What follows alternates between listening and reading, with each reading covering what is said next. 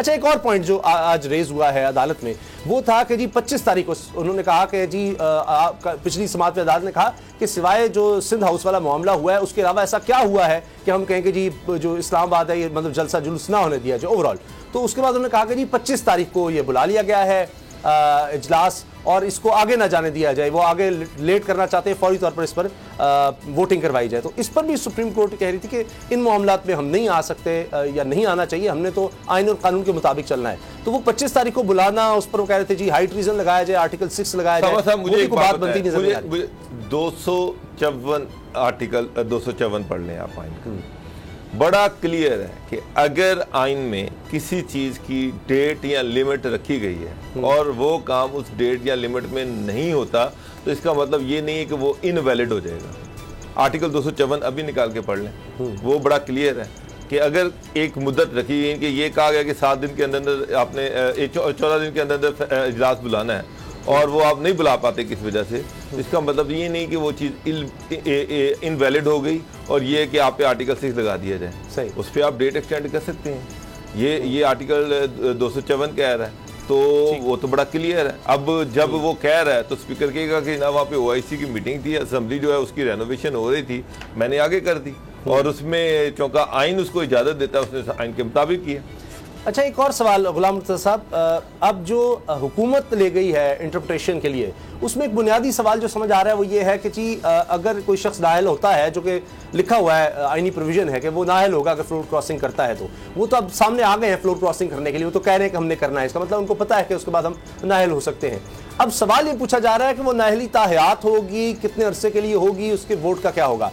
तो supreme court ने अब तमाम जमातों को बुला लिया है, अब इसमें भी मुश्किल नहीं हो जाएगी जमातों के लिए जाकर डिफाइन करें कि जी इनको नाअहल ना किया जाए या एक मुकर्रर मुद्दत के लिए हो, जिन्होंने ये आइन बनाया। और फिर हवाला भी दिया जा रहा है कि बेनज़ीर भुट्टो और नवाज शरीफ केस का भी यहाँ पर कि वही जो मामलात हैं वही इसमें चलेंगे। वहां तो यही नहीं था कि जो ज़मीर बेचेगा, फ्लोर क्रॉसिंग करेगा, वो पहले इस्तीफा दे और फिर आए।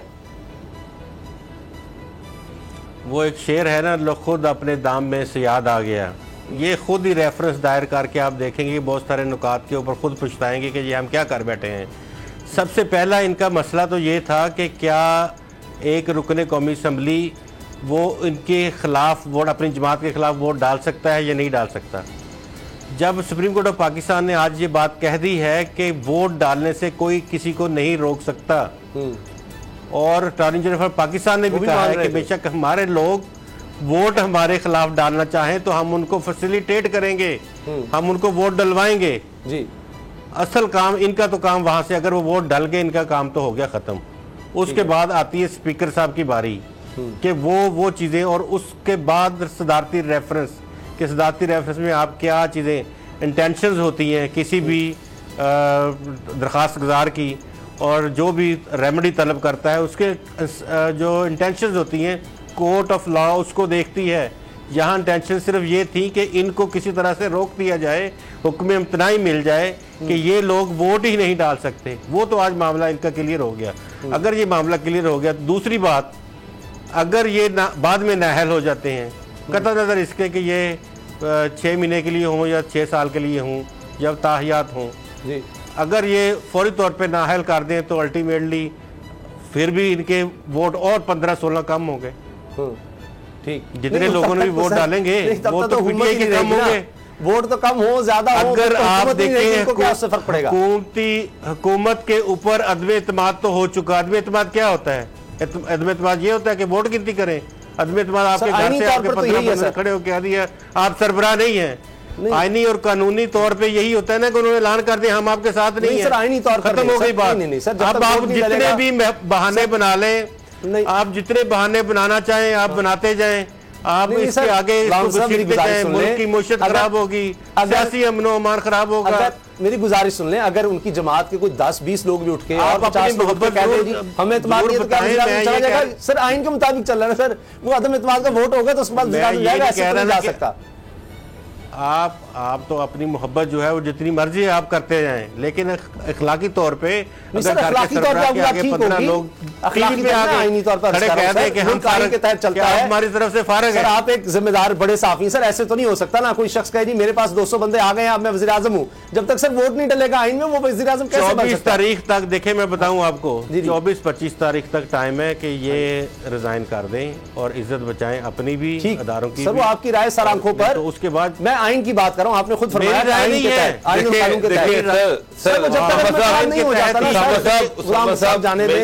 मेरी एक बात सुनिए, मुझे लग रहा है कि गवर्नमेंट ने अपने हाथ काट के खुद ही पकड़ा दिए हैं, सुप्रीम कोर्ट के हवाले कर दिए।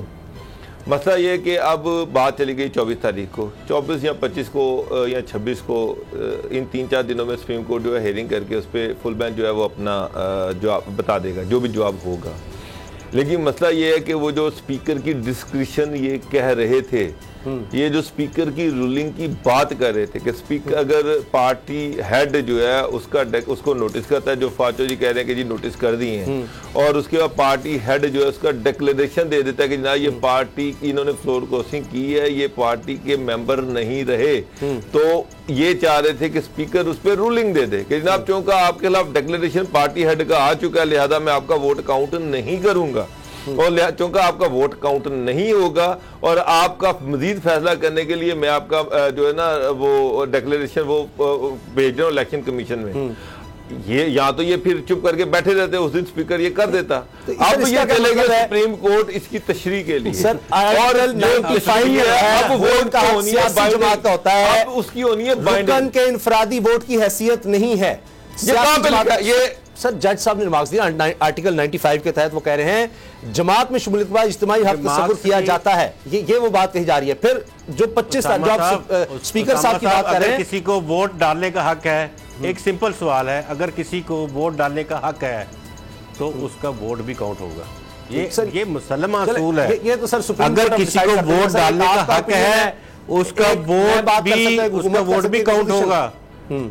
चलिए अभी तो ये कमेंट्स है ना, अभी तो इसमें फुल बेंच, अभी तो फुल बेंच बना है, उस फुल बेंच ने समाअत 24 तारीख को स्टार्ट करनी है। जब वो समाअत प्रेसिडेंशियल रेफरेंस पे स्टार्ट होगी तब पता लगेगा, तब पता चलेगा कि ये चीजें किस साइड पे जा रही है। तो भी बार की है, ये तो बार की दरखास्त है सर, ये अलग चीज है। ये बार की दरखास्त जो गई है उस पर जो हियरिंग हुई है उसमें ये चीजें सामने आई है, उसके लिए तो अलग बार की तो 63 रेलेवेंट थी नहीं ना, चीज ही कोई रेलेवेंट नहीं। वो तो बात जलसे की बात कर रहे कि जी वहां पर दंगा खूनसाद हो सकता है और इनको ये भी उन्होंने जो आपने बात की 25 मार्च को उन्होंने कहा जी ये तहरीक-ए-जमात पेश होगी, तहरीक-ए-जमात पर फैसले तक इजलास गैर मुनज़्ज़म तो मुलतवी नहीं हो सकता, रूल 37 की खिलाफ वर्जी सिर्फ बेज़ाब्तगी नहीं होगी। अभी उससे भी डिबेट चल रही है, तो डिबेट ये चल रही है, ये तमाम असेंबली का अंदरूनी मामला है, तो वो तो इस पर बात वो कह रहे हैं कि बेहतर होगा असेंबली की जंग असेंबली के अंदर लड़ी जाए, अदालत ने देखना है किसी के हुकूक मुतासिर ना हो। तो ये तो जो बातें स्पीकर की हैं वो कह रहे हैं जी आप स्पीकर के सामने जाकर ये बात कर भी सकते हैं। इस पर फारूक एच नाइक साहब भी पीपल्स पार्टी के, उन्होंने भी कहा जी